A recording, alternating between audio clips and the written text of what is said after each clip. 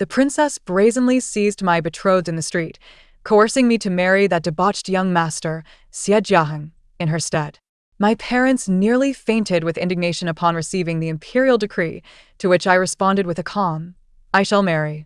In my previous life, my parents defied the imperial edict for my sake and were imprisoned for life, never to escape. In my quest to reclaim my betrothed, I struck the warning drum only to be shot dead by the princess's minions in the street. I perished, while the princess and my betrothed reveled in their love for eternity. Whenever I was mentioned, my betrothed would invariably declare, "She is not worthy to be compared to the princess." Upon my rebirth, I accepted the imperial decree and married with a tranquil heart, only to discover that his debauchery was a facade, while his affection for me was genuine. When the imperial edict of marriage was handed to me, the surrounding atmosphere was as silent as a graveyard at midnight. For this union was not regarded favorably by many. After the eunuch who delivered the decree departed, my mother wept, clutching me tightly. "Jewel, how will you survive marrying such a dandy?" My father echoed her sentiment. "The royal family is truly overstepping."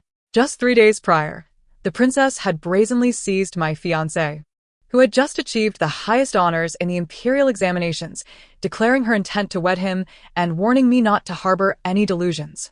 My father, unable to contain his anger, petitioned the emperor, arguing that the princess was already betrothed to the scion of the Xie family and such actions were a breach of decorum.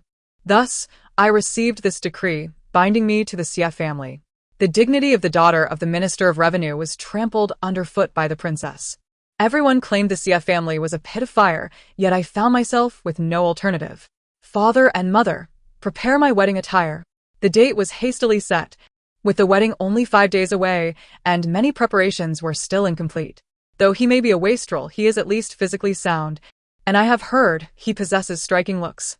Moreover, he has the support of the Marquis of Haining, my future father-in-law, who is known for his integrity. Should he behave poorly, my father-in-law will not turn a blind eye. I reassured them, recalling that in my previous life, after my demise, this very heir, Xie Jiaheng, whom my father had rejected, later assisted the new emperor in ascending the throne and became a renowned general, basking in glory. It was said that upon learning of my parents' imprisonment, he petitioned the emperor for their clemency, stating they might have been his in-laws, and that lending a hand would not be amiss. I knew not how he treated others, but to my family, he was a benefactor. I had no regrets in marrying him. All I wished for in this life was for my parents to live peacefully, free from the turmoil that plagued them because of me. 2 On the day of the wedding, the flower palanquin arrived at the Marquis of Haining's residence amidst the clamor of music and festivities. During the ceremony, Xie Jiaheng was absent, having reportedly gone to indulge in the celebratory feast, and those sent to find him were scouring the numerous flower boats, likely to return much later. "Sister-in-law, my apologies." A melodious voice interrupted my thoughts. The grand rooster I had envisioned did not appear. Instead, I was greeted by Xie Jiaheng's cousin, who stood in for him at the altar. It seemed that Xie Jiaheng was not pleased with his new bride, and my future circumstances within the marquis were likely to become increasingly challenging. Frowning, I stepped back slightly to maintain a respectable distance, suppressing the urge to turn and flee as I completed the 3 bows. If I recalled correctly, this cousin of Xie Jiaheng would later ascend to the throne as the new emperor, suggesting a close relationship between the two. I was assisted back to the bridal chamber by maids and servants, only to be informed that Xie Jiaheng would likely not return that night, and I should rest on my own. The romantic evening I had long anticipated turned into a solitary affair as I removed my veil, changed my attire, and went to bed. The following morning, I was awakened by a commotion. Sitting up, I inquired of my maid, "Who is making such a racket outside?" "It is the young master returning. The Marquis is furious and has resorted to discipline. You should go and see." Upon arrival, I witnessed a man sprawled on a mat, lamenting to the ancestral tablets, "Mother, look at father. Your son was nearly beaten to death." He was wailing passionately when he turned and caught sight of me, momentarily stunned before awkwardly stating, "You are my wife." "I am not stable. I must depart for Jiangnan tomorrow to study martial arts, and do not know when I shall return. Perhaps I should write you a divorce decree so you may return home today." He was strikingly handsome and appeared to be a man of martial prowess, towering over me, necessitating that I look up to speak with him. I sensed his nervousness, but I was unafraid, my gaze resolute. No divorce. Why not? Everyone regards me as a viper. Do you not wish to escape this torment? He seemed taken aback, not anticipating my refusal. This place is my best refuge. You are not a viper but my husband. If you do not leave, I shall not abandon you. I managed a wry smile, understanding my lack of options. If I returned home today, the princess would undoubtedly find ways to torment me further. She viewed me as a thorn in her side, eager to uproot me. The minister's residence could not withstand her power, but the Marquis of Haining could. My father-in-law was a man of great military distinction, with numerous influential connections, even commanding respect from the emperor. Only here could I find a semblance of safety. Perhaps recalling my plight softened Xie Jiaheng's gaze towards me. 3 after the marriage, I endeavored to win Xie Jiaheng's favor. Hearing that he relished a particular dish from a local tavern, I sought to learn from the chef, hoping that this would increase his time at home. As my culinary skills improved, I prepared several meals that garnered praise from my father-in-law, who commended my talent and remarked that the household had become livelier since my arrival. Even his cousin, before departing for the frontier, acknowledged my aptitude in the kitchen. Only Xie Jiaheng remained somewhat obstinate, claiming my dishes were merely passable while consuming them with gusto. A few days later, news spread that the princess had resorted to fasting to coerce the emperor into agreeing to her marriage with the scholar. Despite the emperor's disdain for the common origins of the scholar, he acquiesced, swayed by the princess's pleas, and the streets erupted in celebration. On the day the princess emerged, Xie Jiaheng, unusually, took me along, declaring, albeit awkwardly, that I was his and would not be bullied by others. He gifted me a light veil and led me to the finest viewing box at a tavern, pointing out the triumphant scholar riding a magnificent steed and triumphantly asked, "Do you still have feelings for him?" I shook my head. No, my connection with him was merely a result of parental arrangement. In my previous life, I sounded the alarm not out of love, but because he had written to me from the princess's residence, claiming he was coerced, expressing his helplessness, and professing his feelings for me. He implored me to sound the alarm, declaring that if I did not, he would rather die in protest. How naive I had been, thinking I must not forsake such a loyal man. After my death, I found my spirit lingering in the princess's residence, where I overheard him boastfully telling others. The princess was hesitant about marrying me, but now that Wanzhou has made such a scene, she realizes my worth. I will soon become a prince consort. He had used my life as a stepping stone, taking pride in it, a revelation that sent chills down my spine. In this life, I humbly accepted the imperial decree of marriage without interference. Though he eventually became a prince consort, it was not through the princess's choice, but rather as a result of his own elevation. I heard his rural parents lamenting his entry into the princess's household, decrying it as a disgrace to their lineage, which had been passed down for 9 generations, now threatened to become extinct. They clamored for the princess to bear several children, insisting that at least one should carry their surname. Upon hearing this, the princess shattered numerous jade ornaments and porcelain vases in fury, for her royal bloodline was far too noble to heed the opinions of mere commoners.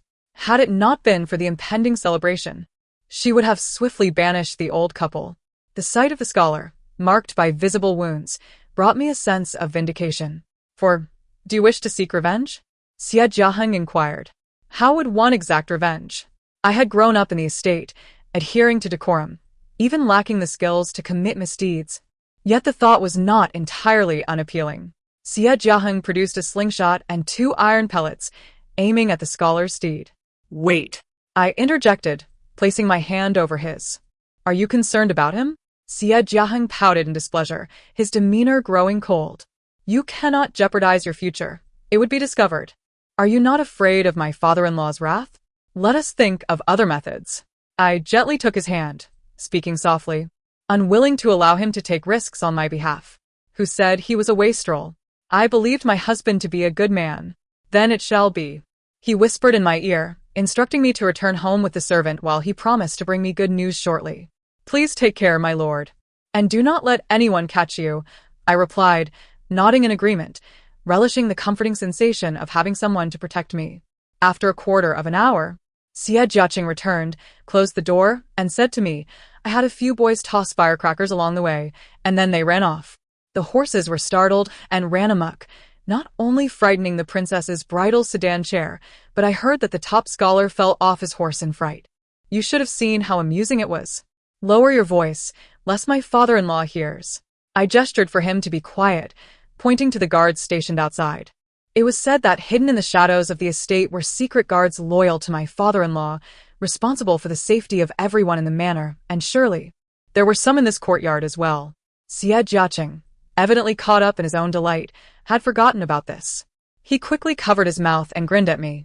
However, this incident soon reached my father-in-law's ears. He punished Xie Jiaqing by making him kneel in the ancestral hall until dawn. After my father-in-law left, I stealthily entered the ancestral hall and, seeing the drowsy Xie Jiaqing, pointed to the basket I held. Are you hungry?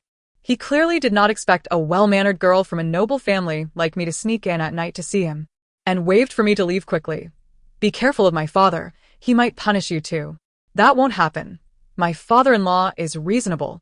And I did not use firecrackers to disrupt the bridal procession, I replied with a smile, opening the basket to reveal a variety of delicacies, osmanthus chicken, braised pork knuckles, and his favorite glutinous, rice dumplings. Considering we were in the ancestral hall, I refrained from bringing alcohol, opting for only a pot of clear tea instead. These were all his favorite foods, and I thought that since he had been busy avenging me tonight, he must not have had time for dinner. You bought this osmanthus chicken from Dongman Alley, and the braised pork knuckles are also from that area? Did you get them for me? He asked, devouring the food eagerly. I picked them up on my way back, I replied as I poured him some tea. You are truly wonderful, my lady. He suddenly leaned his head on my shoulder, his warm breath brushing against my neck. I blushed, too shy to move. This was the first time in my life that I had been so close to a man other than my father. I miss my mother. Whenever I was punished to kneel in the ancestral hall, she would always come to bring me food, he said, his eyes glistening with unshed tears. I had heard that my mother-in-law had died 5 years ago while traveling back to Jiangnan, encountering bandits along the way. Fearing for her virtue, she took her own life with a dagger. She was a fiercely spirited woman. From now on, I will come to bring you food, I promised solemnly as I held his hand. At the palace banquet that day, I could not avoid it. I encountered the princess. I attempted to take a small path to escape, but the princess would not allow it. She strode over and lashed a whip directly at my face. Wanju, stop right there. I pay my respects to the princess. I quickly knelt to the ground, narrowly evading the whip. The princess looked down at me with a sense of triumph. How does it feel for Wanju to marry a wastrel like the top scholar? I am exceedingly satisfied. I thank the princess for her matchmaking. The young master is quite admirable, I replied, not providing her the satisfaction she sought, as I truly did not wish to tarnish Xie Jiaqing's reputation to feed the princess's vanity. The princess seemed to find this utterly amusing, remarking, Is that so? I've heard he cannot lift a load, nor can he carry anything. He yawns while writing his homework, but is quite skilled at courting birds and visiting flower houses. You actually fancy such a useless fellow, Ranju? You are no better. I have heard that you two have yet to consummate your marriage. You must be stubbornly clinging to the hope of being the princess's consort. Let me advise you. Do not aspire to lofty heights when your life is as fragile as paper. She shamelessly stepped on my hand, clearly hoping to see me react in pain. I believe the young master is quite admirable, I maintained, regardless of her taunts. I could not bear to hear anyone belittle Xie Jiaqing in front of me. She should be grateful she was a princess. Had she been any other woman, I would have stood up and fought her. Let me inform you. The emperor has long been wary of the Haining Marquette. Perhaps one day your young master will lose his head. She laughed heartily as she departed. It was common knowledge that the emperor was wary of the Haining Marquette, but such matters were not meant to be spoken of publicly. The emperor's apprehension could lead to loyal ministers and valiant generals feeling despondent. Her words bore the same weight, as if they had come from the emperor himself, blatantly trampling on the dignity of the Haining Marquette. The princess was indeed beautiful, but exceedingly foolish. What happened to your hand? Upon returning from the banquet, Xie Jiaqing noticed my hand while serving himself food, and he immediately stood up, fiercely protective. It was the princess who stepped on it. Do not intervene. It no longer hurts. I grasped his arm to restrain him. Jiaqing, do not be impulsive. My father-in-law also reached out to pull him back. His strength was considerable. and Xie Jiaqing could not break free, so he had no choice but to sit down. But I cannot bear it. Xie Jiaqing lowered his head and took out some medicine, applying it to my wound, concern evident in his eyes. Xie Jiaqing was particularly innocent. As long as someone treated him kindly, he would reciprocate with utmost sincerity. During this time, as we had grown closer, he naturally could not bear to see me bullied. Just endure a little longer, it will pass soon. My father-in-law set down his chopsticks, patting Xie Jiaqing's shoulder before casting a reassuring glance at me and heading towards his study. He too seemed on the verge of losing his temper. First, there was the engagement, followed by the public humiliation of forcibly marrying off the top scholar, placing a great green hat on Xie Jiaqing. Then came the cancellation of the engagement and marrying someone else, turning the haining marquise into a laughingstock. Now, there was the brazen public humiliation of his daughter-in-law, showing utter disregard for his position as a marquis. That night, upon returning to my chamber, Xie Jiaqing, understanding I had injured my hand, did not sleep in the study for the first time. He said I needed someone to care for me at night, fearing the maid would not hear me if I called, so he moved his bed beside mine. If you need anything at night, just let me know. Thank you, my lord.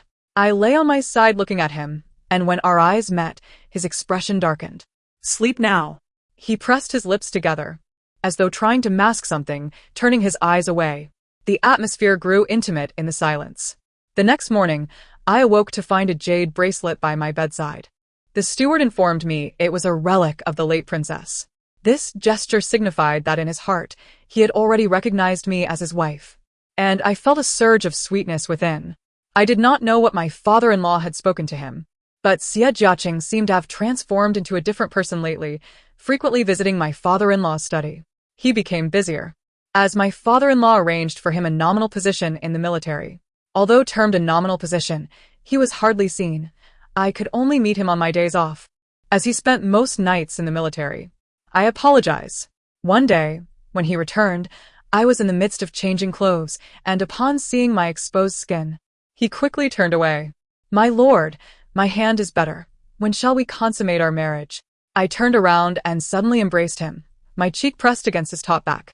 In love, someone must take the initiative. Since he, the faux wastrel, was a true gentleman, I would take the lead. Not yet.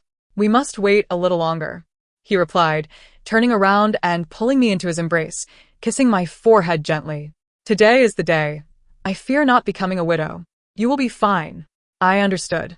He was worried that any trouble would implicate me, wanting to wait until everything settled before consummating our marriage. Are you certain? His breath quickened at my invitation. I did not answer. Instead, I reached to unfasten his clothing. As the sky darkened, the candlelight flickered and danced until it finally extinguished late into the night. The following morning, he did not leave for the military as usual. Instead, he stayed to help me with my makeup. He praised my eyebrows, selecting an outfit for me that he deemed suitable for a lady's taste, showing no signs of impatience.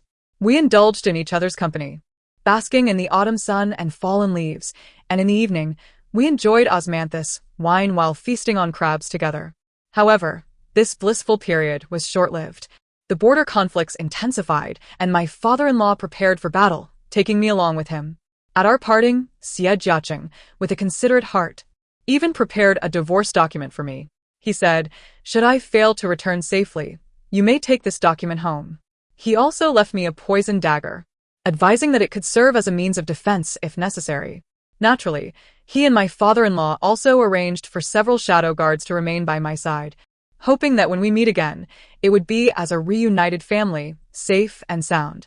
On the night of my father-in-law's departure, a significant event transpired within the palace. What are you all staring at? What is that look in your eyes? The princess, while visiting a male brothel with friends, was struck unconscious by a blow. Upon regaining consciousness, she discovered that her hair and eyebrows had been shaved off. A trembling servant cautiously presented her with a mirror. Ah! My face! The princess gazed into the mirror at her hairless visage, letting out a shriek. The onlookers in the vicinity were so startled by her appearance, her skin, pale from excessive use of lead powder, now devoid of hair and marred by her distressed expression, that they fell to their knees in terror, as though confronted by a malevolent spirit. Who did this? I shall have their entire family slain. The princess screamed as she fled from the brothel, covering her face as she hurried into a carriage to report the incident to the emperor. With numerous enemies, she recounted each one she could think of before the emperor, placing particular emphasis on the house of Haining. "Father, you must avenge me." She believed the emperor would surely support her, clutching his sleeve with tears streaming down her face. "Enough. Had you not been so arrogant and overbearing in the past, this would not have happened. Consider this a lesson for you. Upon returning, behave more modestly.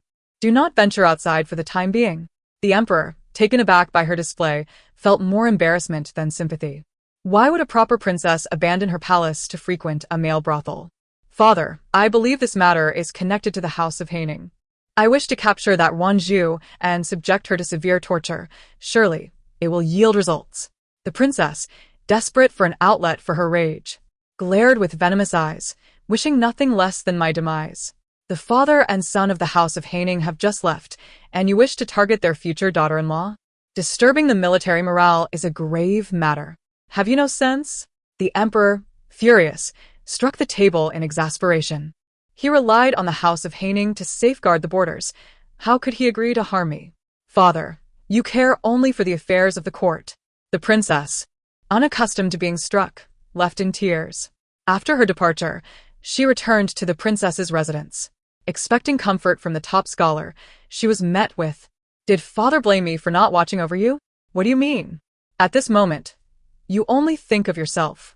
Infuriated by his selfishness, she struck him with a whip. The scholar, accustomed to her temper, instinctively dodged, but as he reached out to console her, he inadvertently touched the area where her hair had been shaved. Memories flooded back, and he doubled over, retching. "You despise me. How dare you?" The princess had never endured such humiliation, and she unleashed another whip strike, momentarily losing control of her strength. "Ah! My face!" the scholar cried out, his hands covering the bloodied wounds on his visage. In disbelief, he stared at the princess, realizing that her once capricious nature had escalated to this level of violence. His face was surely ruined. "Call for the royal physician. Help!" The scholar scrambled to his feet, rushing out while shouting, his cries echoing throughout the night. Upon seeing his face, his parents were heartbroken, and their disdain for the princess reached its zenith. His father lamented, "My son, perhaps you should divorce the princess. Your decade of hard work has only led to a ceremonial position as a prince consort, and the princess is so vicious. It is not worth it." His mother added, "My son, you, a top scholar, reduced to such humiliation. Had I known, it would have been better to marry a lady from the minister's house, who would surely be less willful than the princess." The scholar found himself somewhat swayed by their words, yet historically, no prince consort had ever proactively sought a divorce from a princess. According to law, the princess held authority while the prince consort was akin to a servant. To propose a divorce would result in 50 lashes, a punishment he feared he could not endure. Thus, he chose to bide his time, gradually distancing himself from the princess. A year later, news reached the capital that my father-in-law and his forces had revolted at the border. By the time the news arrived in the capital, my parents had already hidden away. I was also supposed to leave upon receiving the letter, as my shadow guards advised. Yet I believed that my presence in the capital could delay matters. As long as I remained, the palace would be less suspicious of my father-in-law and his men. By my solitary efforts, I could lull the court into complacency, allowing them to engage in battle with greater efficiency, thus saving more lives. On the day of my imprisonment, my father-in-law and Xie Jiaqing had already advanced several hundred miles away, and the capital was nearly surrounded. "You wretched girl!" The princess finally felt free to torment me without restraint. She condescended to visit my cell, delivering a sharp slap to my face, blood quickly trickling down my cheek. "Tell me, was it you who ordered my hair and eyebrows to be done away with?" After half a year, she still fixated on this triviality. How foolish. "It was not me." I shook my head. It was indeed my father-in-law's doing, as he believed he owed a debt to the Xie family. Had it not been for you, I would be the one marrying Xie Jiaqing. If he ascends to the throne, I would be the empress. Another slap followed, and as I was restrained, I could do nothing but passively endure the beating. So, it was ambition that drove her. How ludicrous. She had already attained the status of a princess, enjoying every privilege, yet she still coveted the title of empress. What significance did it hold? I wished for Xie Jiaqing not to take the throne. Selfishly, I did not want to share him with anyone, for the emperor had 3 palaces and 6 courtyards. Pa. It is not I who covets another's fiancé. You chose the top scholar. Now you regret it? I spat blood at her, relishing the satisfaction as I glanced at her short hair and sparse eyebrows. The princess wiped the spit from her gown, reaching for me once more. Your Highness, enough. This is the most crucial hostage in the Emperor's hands. How can we negotiate with the rebels if she is harmed? The Minister of Justice stepped forward to intervene, exasperated that, even now, the princess could think only of her personal vendetta. Humph. This ends here today. I shall return tomorrow to deal with you. With a flourish of her sleeve, the princess stormed away, still unsatisfied. The following day, she did not come. She had fled, leaving the top scholar behind. Over the past 6 months, her relationship with him had soured.